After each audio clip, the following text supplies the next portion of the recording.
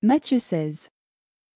Les pharisiens et les sadducéens abordèrent Jésus, et pour l'éprouver, ils lui demandèrent de leur faire voir un signe venant du ciel.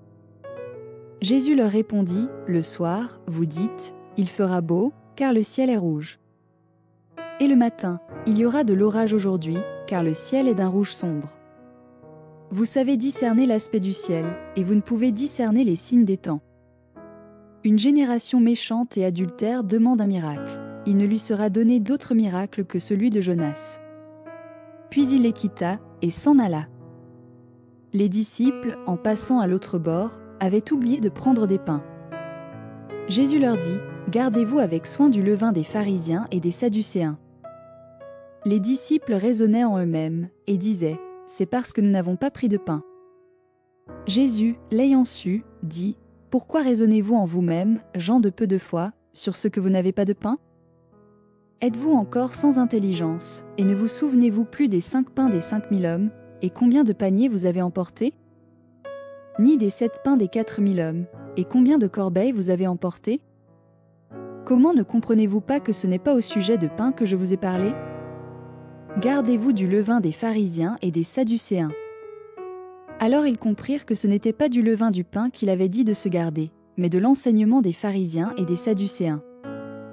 Jésus, étant arrivé dans le territoire de Césarée de Philippe, demanda à ses disciples, « Qui dit-on que je suis, moi, le Fils de l'homme » Ils répondirent, « Les uns disent que tu es Jean-Baptiste, les autres, Élie, les autres, Jérémie, ou l'un des prophètes. » « Et vous, leur dit-il, qui dites-vous que je suis » Simon-Pierre répondit, « Tu es le Christ, le Fils du Dieu vivant. » Jésus, reprenant la parole, lui dit, « Tu es heureux, Simon, fils de Jonas, car ce ne sont pas la chair et le sang qui t'ont révélé cela, mais c'est mon Père qui est dans les cieux. Et moi, je te dis que tu es Pierre, et que sur cette pierre je bâtirai mon église, et que les portes du séjour des morts ne prévaudront point contre elle. Je te donnerai les clés du royaume des cieux. Ce que tu lieras sur la terre sera lié dans les cieux, et ce que tu délieras sur la terre sera délié dans les cieux. » Alors il recommanda aux disciples de ne dire à personne qu'il était le Christ.